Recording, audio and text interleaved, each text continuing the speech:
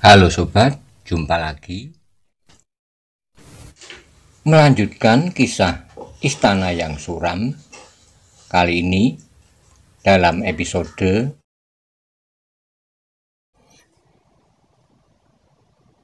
Orang-orang Guntur Geni pamer kesaktian. Selamat menikmati. Salam budaya. Monggo kula aturi subscribe, like, komen, saha share. Matur nuwun.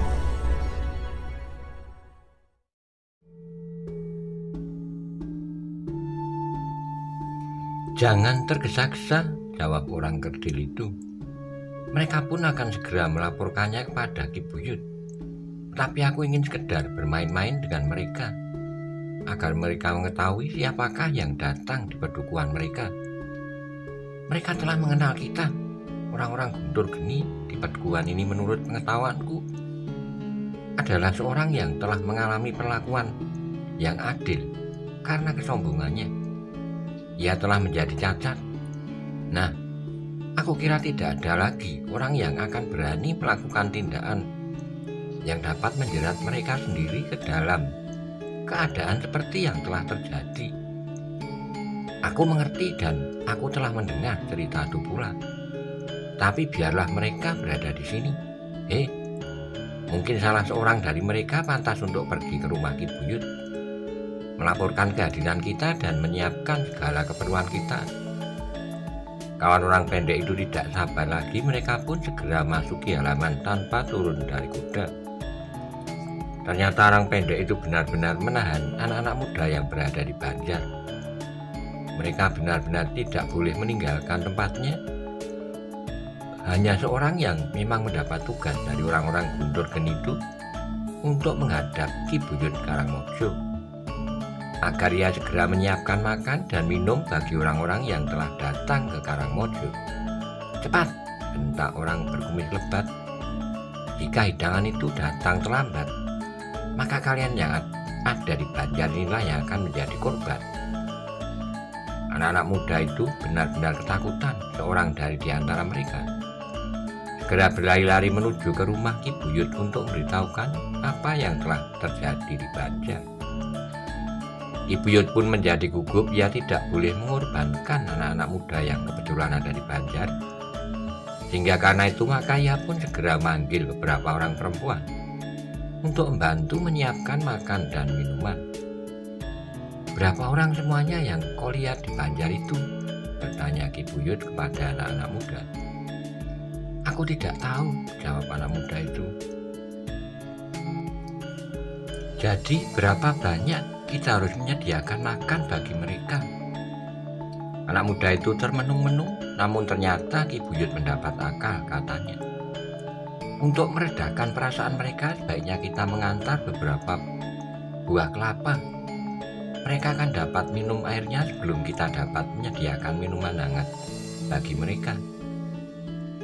Berapa laki-laki pun manjat pohon kelapa. Mereka pun dengan tergesa-gesa menyiapkan kelapa muda itu dan membawanya ke Banjar. Mula-mula tidak seorang pun yang berani membawa kelapa muda itu ke Banjar. Mereka takut kalau kelapa muda itu justru membawa mereka menjadi marah. Namun ketika ada dua orang laki-laki tua yang menyediakan diri untuk membawa 2 pikul kelapa muda ke Banjar itu, kedatangan kedua orang tua yang membawa dengan degan itu ternyata menimbulkan kegembiraan pada orang-orang Guntur Geni. Orang yang bertubuh kurus berkata lantang, ternyata orang Karangmojo cukup cerdas.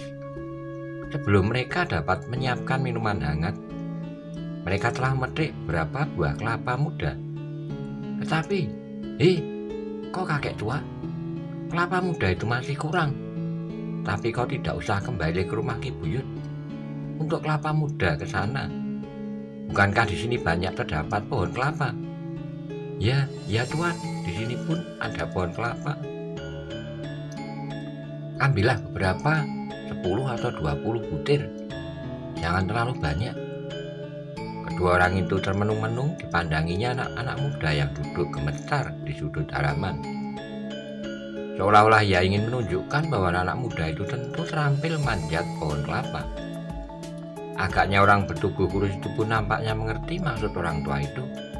Karena itu maka katanya, agaknya kamilah yang terlampau bodoh sebenarnya kami dapat melakukan sejak saat kami datang ke tempat ini. Tapi biarlah, sekarang pun dapat juga dilakukan. Rasa-rasanya leher kami telah tercekik oleh kekeringan. Orang bertubuh kurus itu pun kemudian manggil 3 orang di antara anak-anak muda itu dan menyuruh mereka manjat pohon kelapa yang ada di halaman banjar itu.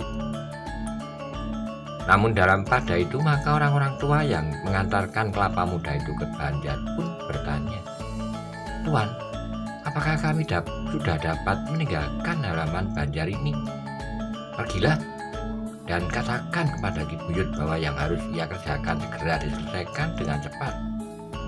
Jangan menunggu kami kehilangan kesabaran."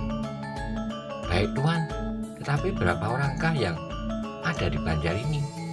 bertanya salah seorang dari kedua orang tua itu. Di luar dugaan, pertanyaan itu ternyata telah membuat orang bertubuh kurus itu marah. Dengan lantang ia membentak, "Hei, kau akan memberi makan kepada kami seperti kau akan memberi makan orang-orang sambatan?" "Tidak, bukan maksud kami Tuan. Sebenarnya lah kami ingin tahu bahwa yang kami sediakan cukup atau tidak." "Bodoh kau, siapkan persediaan buah 100 atau 200 orang. Tentu tidak akan kurang, tapi jika benar yang diberikan oleh Ki Buyut tidak mencukupi, maka pedukuhan dan banjar ini akan aku bakar sampai habis." Dua orang tua itu benar-benar menjadi ketakutan. "Cepat pergi, dan kau berdua harus segera kembali membawa makanan bagi kami semuanya. Kau tidak usah bertanya berapa jumlah kami." Dua orang tua itu tidak berani membantah, mereka hanya dapat menundukkan kepala dengan tubuh gemetar. "Cepat!" teriak orang bertubuh kurus itu. Sementara orang yang datang mendekati orang bertubuh kurus itu bertanya, "Mengapa dengan mereka? Mereka sudah berani bertanya berapakah jumlah kita semuanya yang ada di banjar ini. Apakah mereka telik sandi yang dikirim oleh orang-orang di istana kecil itu?" "Tidak Tuan, tidak sama sekali." Salah seorang dari kedua orang tua itu menjadi semakin ketakutan. "Kami sekedar ingin tahu karena kami harus menyediakan makan dan minum bagi tuan-tuan di sini." "Persetan!" Tiba-tiba saja orang yang baru datang itu telah mencengkeram rambut yang sudah memutih salah seorang dari kedua orang tua itu. Sambil mengentakkannya ia bertanya, "Jangan bohong. Katakan, apakah kau telah diperintah oleh orang-orang istana itu untuk menghitung jumlah kami?" "Tidak Tuan, demi langit dan bumi. Yang kami lakukan sekedar dalam hubungan makan dan minum." Orang yang mencengkeram rambut orang tua itu menggeram. Bahkan kemudian rambut yang putih itu diguncang-guncangnya sambil membentak, "Jangan bohongi kami." "Tidak Tuan, tidak." Tapi rambut orang tua itu masih belum dilepaskan. Beberapa orang anak muda terlihat peristiwa itu, terasa dada mereka bergejolak. Wajah mereka menjadi merah, tetapi mereka tidak dapat berbuat apa-apa. Namun adalah di luar dugaan bahwa orang bertubuh pendek yang telah menahan mereka di halaman itu datang mendekat. Sambil menunjuk pada orang tua itu yang gemetar karena cengkeraman di rambutnya terasa semakin kuat, orang bertubuh pendek itu berkata, "Mengapa kalian tidak membela kakek tua ini? Bukankah ia juga datang dari antara kalian penduduk Karangmojo?" Tidak seorang pun berani menjawab betapa darah mereka bagaikan mendidih. Namun mereka tidak dapat melupakan apa yang telah terjadi dengan salah seorang kawan mereka yang telah disentuh dengan tangan beracun dari orang-orang Guntur Geni. Tapi agaknya kakek tua itu pun segera dilepaskan dengan tahan kaki yang kuat. Orang tua itu telah terlempar beberapa langkah. "Cepat, pergi!" bentak kedua orang Guntur Geni itu hampir bersamaan. Dengan tergesa-gesa orang tua yang tertatih-tatih itu berdiri sementara lawannya berusaha menolongnya. Kemudian dengan tergesa-gesa pula keduanya meninggalkan halaman banjar. Orang bertubuh pendek yang berdiri di hadapan anak-anak muda yang ketakutan itu, ia tertawa melihat kedua orang yang berlari-lari keluar rego halaman. Bahkan kemudian seolah-olah di luar sadarnya disambarnya salah seorang anak muda yang paling dekat di hadapannya. "Hei, kau kemari? Kau harus menjadi saksi bahwa orang-orang Guntur Geni tidak hanya pandai berbicara saja." Anak muda itu menjadi gemetar apalagi ketika orang bertubuh pendek itu berkata kepada kawannya. Orang bertubuh kurus yang baru saja mengusir kedua orang tua itu.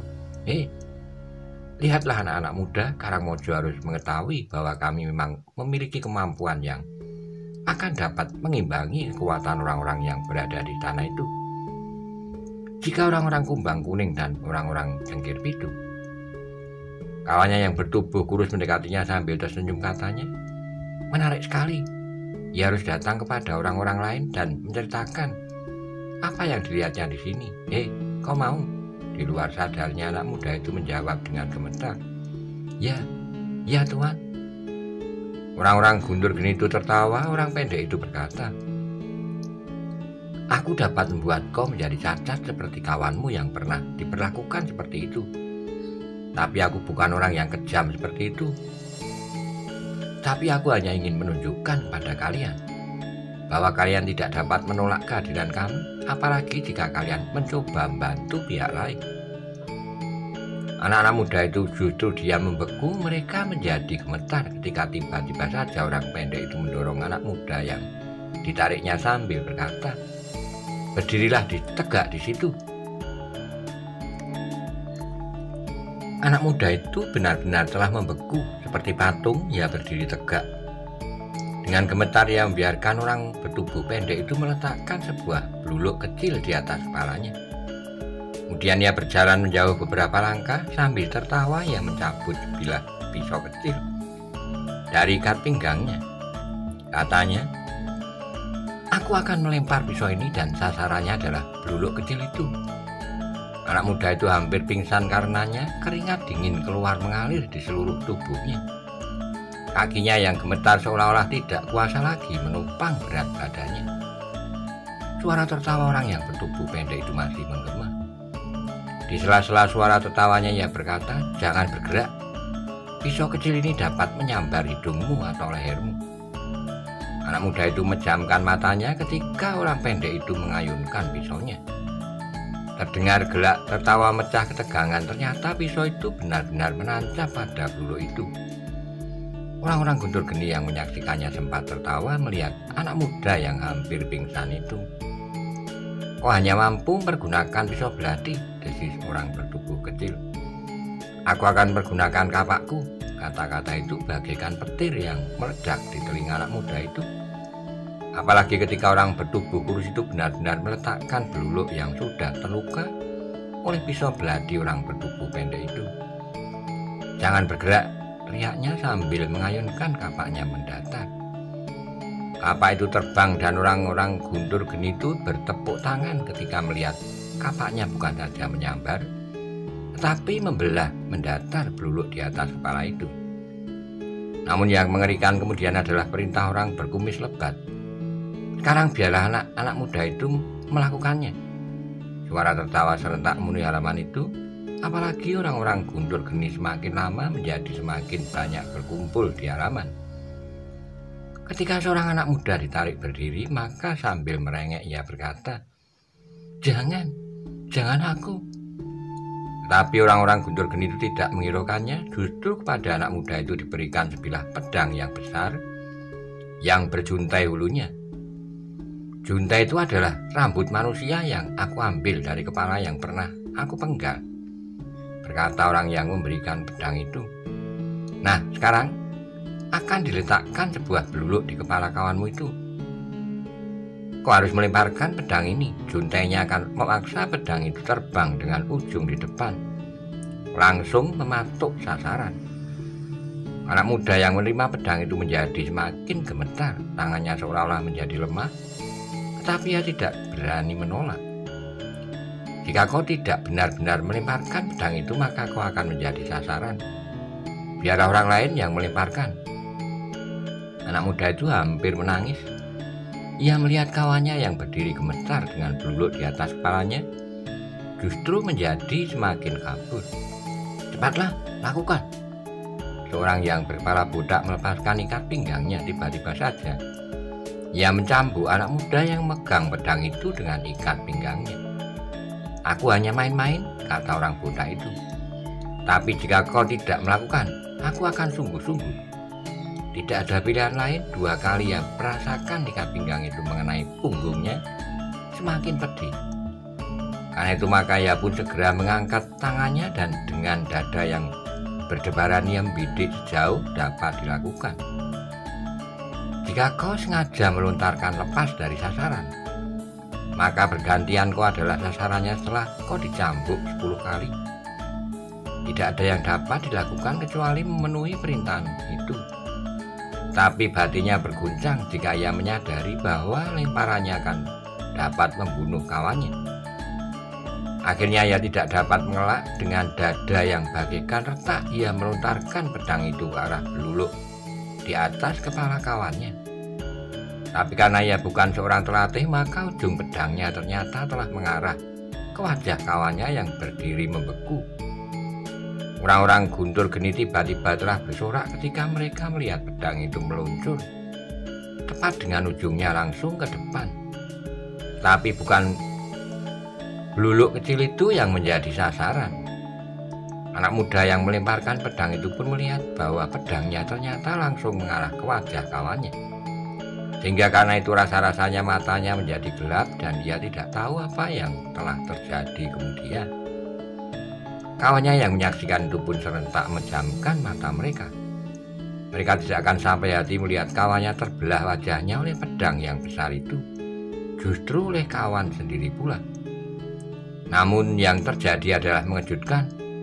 Ketika mereka membuka matanya, maka kawannya masih tetap berdiri tegak dengan mata terpejam. Yang terdengar adalah suara orang-orang Guntur Geni itu semakin keras. Ternyata ketika pedang itu hampir mengenai wajah anak muda itu, orang yang telah memberikan pedangnya dengan kemampuan bidik yang luar biasa telah menyentuh ujung pedang itu dengan lemparan batu kerikil. Sehingga arah pedang itu pun berubah melesat di sisi telinga anak muda yang berdiri mematung itu. Namun agaknya ketegangan masih belum terhenti. Orang-orang Guntur Geni itu masih melakukan permainan maut yang mendebarkan. "Jika kalian nanti meninggalkan halaman Banjar ini, maka katakan kepada siapa saja apa yang telah terjadi," berkata salah seorang dari orang-orang Guntur Geni itu. Anak muda itu bagaikan membeku. Mereka terkejut ketika salah seorang dari orang-orang Guntur Geni itu berkata, "Hei, bawa anak cengeng itu minggir." Anak muda itu dengan gemetar telah membawa kawannya yang hampir pingsan menepi. Sementara anak muda yang harus berdiri tegak dengan kepalanya sebagai tempat untuk meletakkan sasaran itu masih tetap berdiri dengan gemetar. Beberapa orang Guntur Geni ternyata telah terdorong untuk menunjukkan kemampuan mereka masing-masing.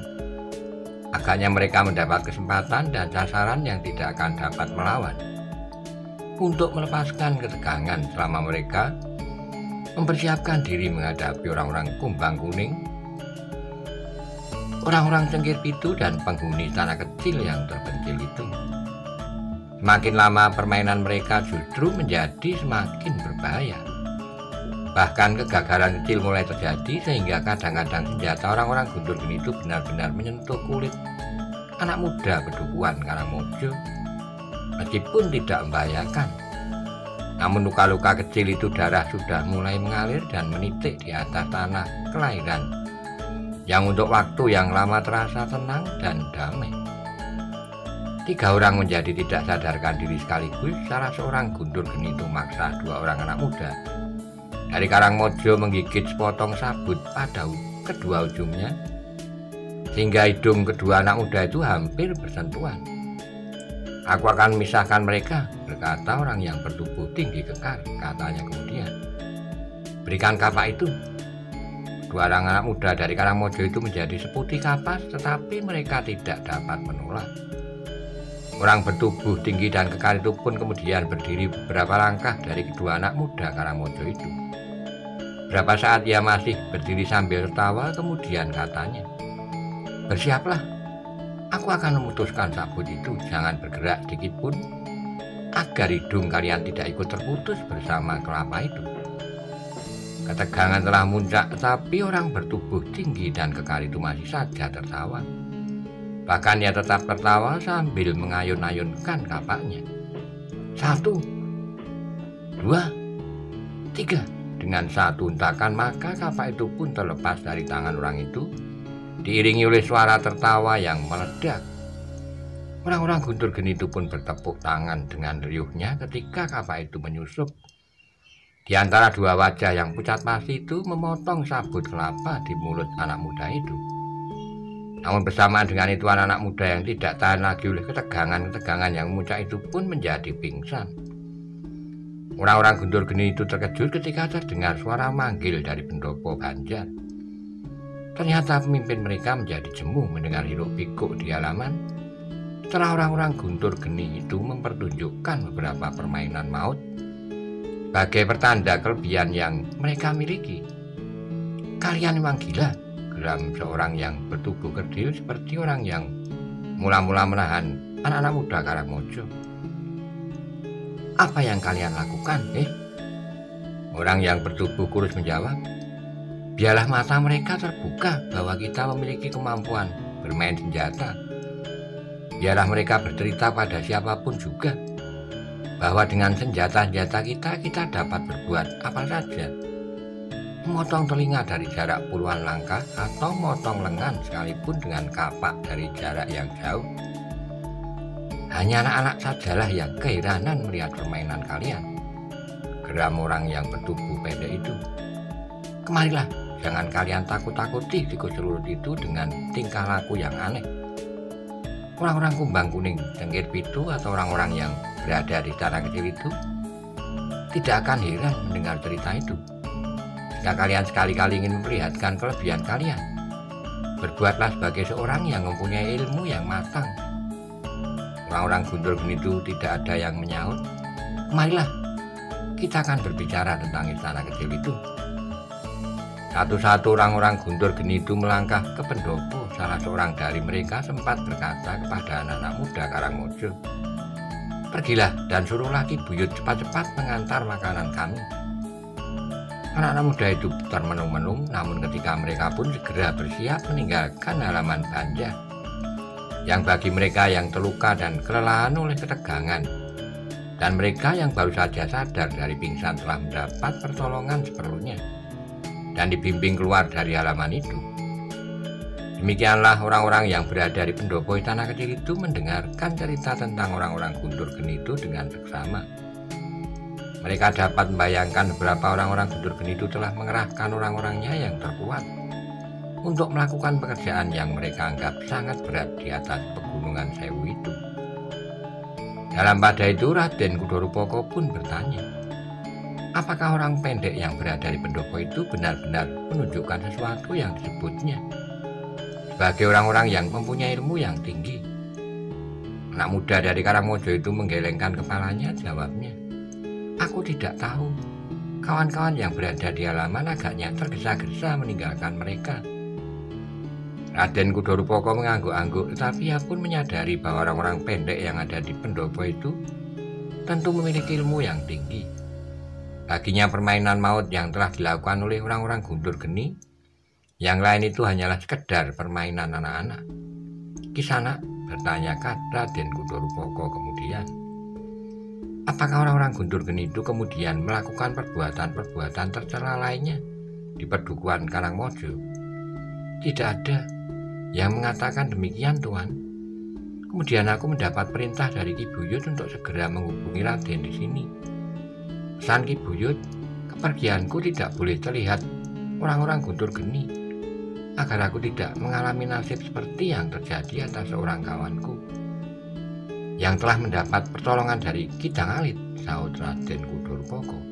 "Ya, namun sekarang anak yang telah dapat turun ke halaman itu terpaksa berbaring lagi dan berpura-pura bisu dan tuli, karena orang-orang yang diduga adalah kawan-kawan orang yang telah meracuninya itu datang lagi." Raden, wajah Kudo Rupoko terlihat bersungguh-sungguh, kemudian dipandanginya wajah pamannya. Paman Pangeran Bondan Lawatan yang nampaknya sedang merenungi keadaan. Kemudian tatapan matanya berpindah pada Pangeran Kudo Narpodo yang masih saja keadaannya sebagai seorang pertapa di lereng Gunung Merbabu. Dalam pada itu, Pangeran Bondan Lawatan bertanya pula pada anak-anak muda yang datang dari pedukuhan itu, apakah Ki Buyut memberi pesan-pesan yang lain? Anak muda itu menggeleng jawabnya, aku kira tidak sempat. Demikian Ki Buyut membisikkan beberapa patah kata, maka aku pun harus pergi ke istana ini.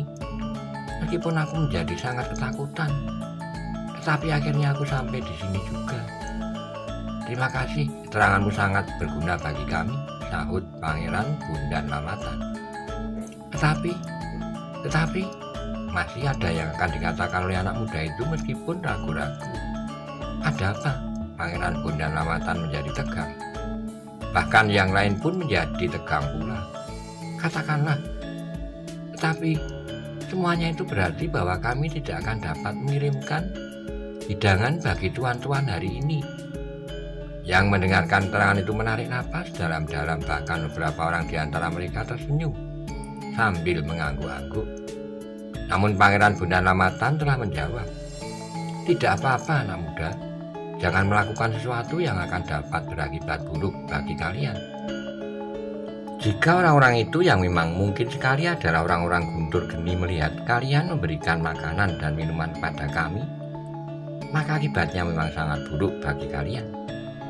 Bukan saja yang membawa makanan itu, tapi juga bagi Ki Buyut dan seisi pedukuhan.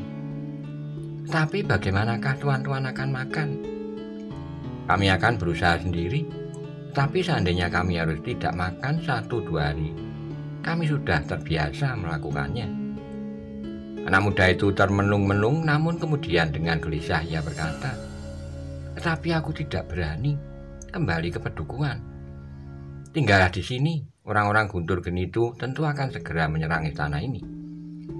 Tapi aku tidak tahu apakah orang-orang Guntur Geni itu sudah mendapat keterangan tentang orang-orang Kumbang Kuning dan Cengkir Pitu yang gagal, atau mereka datang dengan kekuatan yang telah diperhitungkan untuk menghadapi orang-orang Cengkir Pitu dan Kumbang Kuning, jawab Pangeran Bondan Lawatan.